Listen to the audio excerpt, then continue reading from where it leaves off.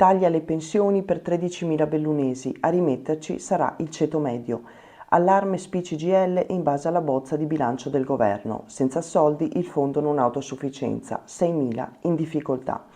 Apriamo con questa notizia la rassegna stampa di lunedì 30 ottobre e si parla di manovra finanziaria in questo articolo di Paola Dallanese. Sono circa 13.000 i pensionati bellunesi destinati a perdere potere di acquisto alla luce della bozza del documento programmatico di bilancio 2024.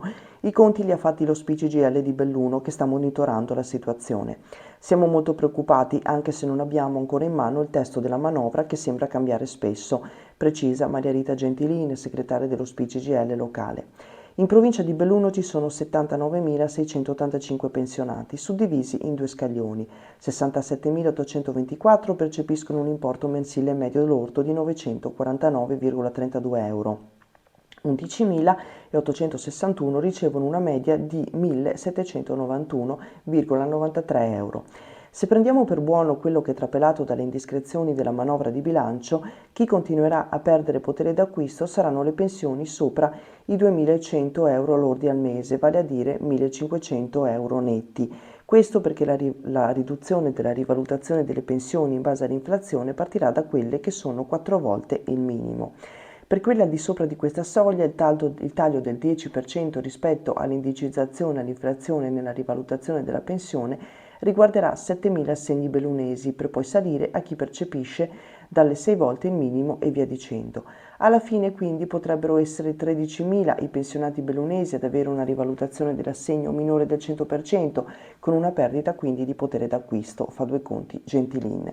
A chi sottolinea che queste sono già pensioni elevate, la segretaria dello SPI-CGIL ribatte: non è giusto fare questo ragionamento perché si tratta comunque di persone che hanno versato i contributi per tutto l'arco della loro vita lavorativa e quindi hanno diritto ad avere quanto spetta loro senza decurtazioni. A fare le spese di questi tagli sarà il ceto medio-basso che sarà ancora più compresso all'ingiù. Con l'inflazione degli ultimi 2 anni, fa notare la segretaria dello SPI-CGIL, sono state già penalizzate le donne che hanno pensioni più basse rispetto agli uomini e subiscono maggiormente l'imposizione del caro energia e del caro spesa, tanto che a volte devono rinunciare alle cure sanitarie oltre che a quelle odontoiatriche per riuscire a mangiare. Lo SPI-CGIL va anche oltre alla questione pensioni. Non dobbiamo dimenticare che questa manovra ad oggi non finanzierà la legge 33 del marzo 2023, quella su non autosufficienza. A farne le spese saranno circa 6.000 anziani che nella nostra provincia non sono autosufficienti. Dal sociale il salto alla sanità è breve. Il governo ha previsto un irrisorio aumento della spesa sanitaria di 4.238 milioni di euro, vale a dire un 1,1% in più rispetto all'attuale esborso nel triennio 2024-2026, un aumento che non andrà a pareggiare neppure le maggiori spese per l'aumento dei prezzi dovuto all'inflazione. Continuiamo con la lettura del Corriere delle Alpi e si parla dell'anniversario, del triste anniversario, 5 anni fa, la tempesta Vaia e Bostrico, alberi svenduti, danni per mezzo miliardo di euro. Siamo a pagina 16. I tronchi a terra o quelli attaccati dal coleottero hanno perso fino al 70% del loro valore, a scriverne Francesco Dalmas. Un po' di conti 5 anni dopo la tempesta Vaia. Soltanto nel Veneto vi furono danni per 1 miliardo e 100 milioni, secondo la stima della regione. Lo Stato ha finora riparato con poco più di 1 miliardo, per la precisione 1 miliardo e 9 milioni. I 2.527 cantieri sono stati in buona parte conclusi. Dopo i 3 anni della gestione commissariale siamo entrati in quella ordinaria, puntualizza l'assessore Giampaolo Bottacin. Il territorio provinciale di Belluno ha registrato la maggiore operatività, con 1.814 cantieri e 637 milioni di stanziamento. Bottacin ricorda: non la dimenticherò mai quella notte tra il 29 e il 30 ottobre del 2018, quando ho dovuto gestire l'unità di crisi nella notte di Vaia. Tornando ai danni, la quota predominante è stata conteggiata nell'area idrogeologica, basti ricordare le centinaia di siti valanghivi, tanti dei quali ponevano a rischio oltre 600 edifici. Ma c'è un aspetto, in parte secondario e in parte no, che riguarda i boschi come bene ambientale e patrimonio economico. I venti di scirocco a oltre 200 km/h di 5 anni fa hanno abbattuto circa 16 milioni di alberi, pari a 8,5 milioni di metri cubi di legname, su una superficie di 41.000 ettari di terreno. e abbiamo perso un metro cubo di tronco. Allora, un metro cubo di tronco poteva valere tra i 60 e i 100 euro al metro cubo secondo le varie specie di pianta. Il tronco a terra da più tempo è stato a volte svenduto a 25-30 euro al metro cubo, quindi secondo le diverse piante c'è stata una perdita netta di 255 milioni che potrebbe più che raddoppiare calcolando il deprezzamento anche degli alberi di maggiore pregio. Quindi gli alberi sono stati svenduti e 2 anni dopo la tempesta il clima impazzito ha fatto esplodere il bostrico. I calcoli più ottimistici fanno intendere che la sola provincia di Belluno abbia perso 4 milioni di metri cubi di abete rosso. Claudia Scarzanella, presidente di Confartigianato, con l'impresa di famiglia taglia soprattutto l'abete rosso. Un metro cubo di pianta può valere anche 100 euro, ebbene in talune situazioni è stato svenduto a 30 euro. Quindi una perdita davvero ingentissima guardando appunto i conti. Andiamo avanti, ci spostiamo nelle pagine di Feltre dove si parla dei premi Beato Bernardino e Feltre e Lavoro, Filo di Arianna, Sostegno per la Sanità, Cucina e Sociale a Braccetto al Bon Tailleur. Ieri la cerimonia con i riconoscimenti della famiglia Feltrina, un omaggio anche ai diplomati con 100. La borsa di studio Michele De Boni è assegnata a un papà camerunense iscritto a infermieristica. L'articolo è di Laura Milano. In omaggio a un beato che ha trasmesso l'immanenza dell'amore per Dio nel bene comunitario, Famiglia Feltrina ha assegnato il premio Feltre Lavoro Beato Bernardino all'associazione Il Figlio di Arianna che sostiene gastroenterologia, all'agriturismo Bon Tailleur di Colderù, a 20 studenti che si sono diplomati con il massimo dei voti e al papà camerunense Bienvenu George, al quale è stata assegnata la borsa di studio intitolata Michele De Boni, che dopo aver lavorato nella ristorazione aziendale si è iscritto al corso di laurea in infermieristica, frequentato con profitto. Una comunità può dirsi sana quando associa e prendersi cura degli altri al valore economico, ha premesso il presidente della famiglia Feltrini Enrico Gaz prima di passare la parola al sindaco Viviana Fusaro. Famiglia Feltrina ha sempre saputo dare visibilità ai punti di forza del nostro contesto, mettendo in risalto il ruolo importantissimo del volontariato, ha detto Fusaro. Storia e futuro del Filo di Arianna e l'impresa economica sociale del Bon Tailleur sono state affidate a Luigi Cazzola per il primo e a Serena Turrin, già docente dell'Istituto Agrario, per il secondo. Passiamo ora al Gazzettino dove andiamo a leggere altre notizie, andiamo appunto a guardare l'altro quotidiano locale quali notizie riporta e nelle prime pagine c'è la questione del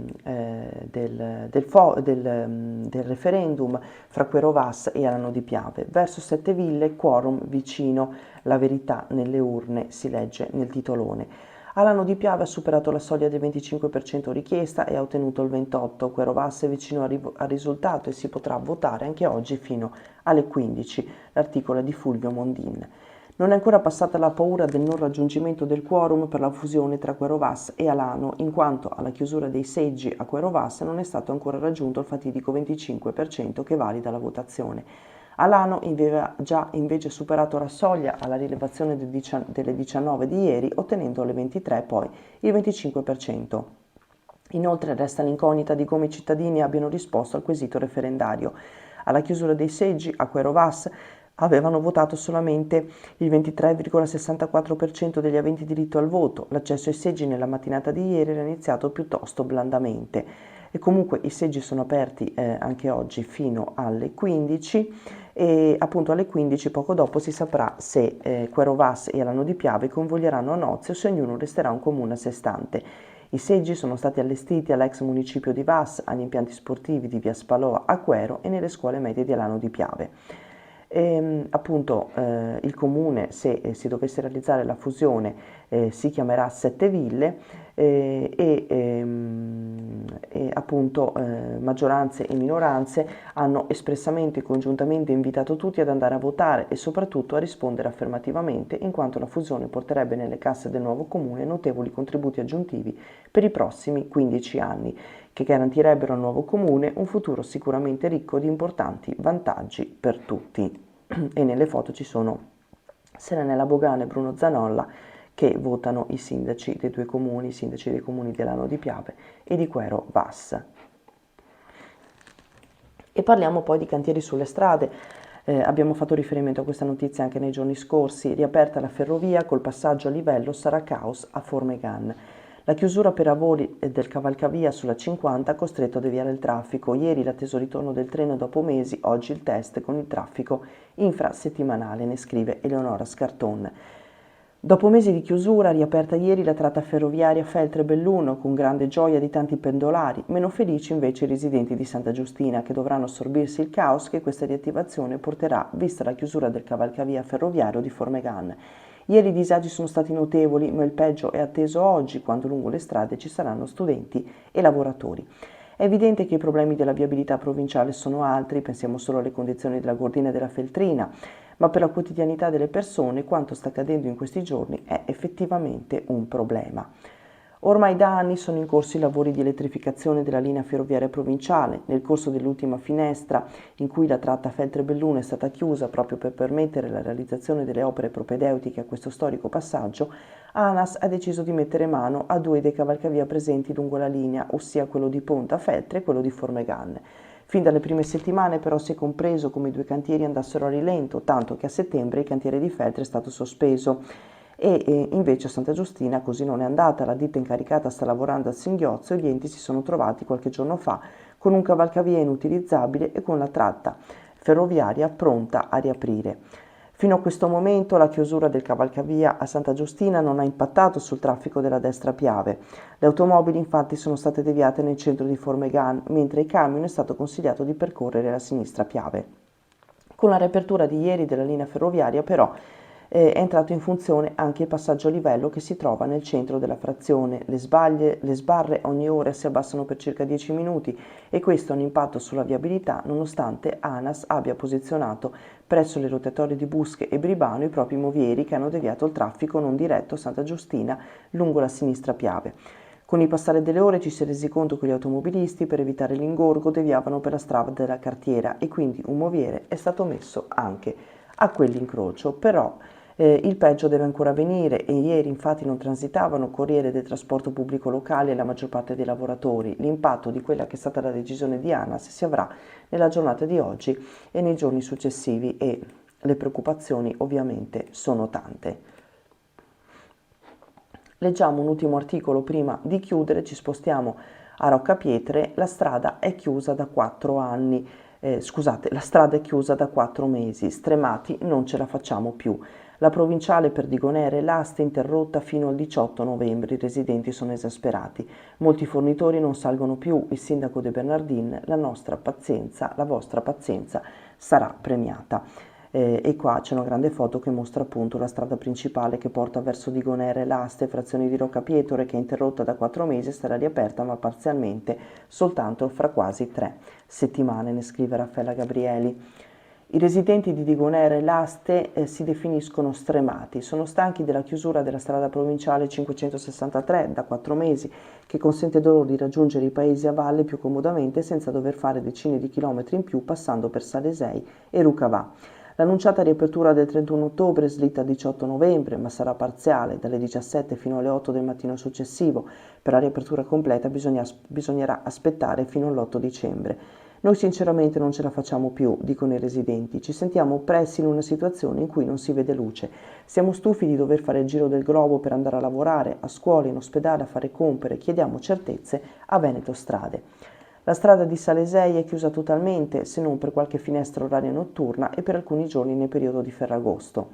Siamo esasperati, sottolineano i cittadini, per non parlare dei costi di benzina che stiamo affrontando per colpa di un cantiere che, per quanto necessario, va avanti come le lumache. Ma come si può, ci chiediamo, far lavorare in un intervento del genere solo un paio di operai? È inammissibile e chi ne paga le conseguenze siamo noi che qua viviamo e le attività commerciali turistiche, quelle poche rimaste, che ogni giorno devono affrontare un disagio nuovo.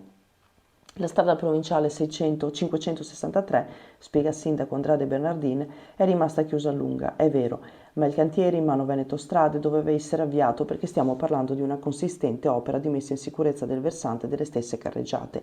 L'ultimo mese è stata interdetta totalmente tutte le 24 ore perché era impossibile fare altrimenti, considerati i lavori di demolizione del fondo stradale e la successiva opera in calcestruzzo che necessita di circa un mese di consolidamento. Per finire ci sarà l'asfaltatura. Capisco i disagi e chiedo alla popolazione di avere tolleranza ancora qualche tempo. Sono sicuro che la pazienza sarà premiata perché questi lavori porteranno un miglioramento futuro sulla viabilità in questione.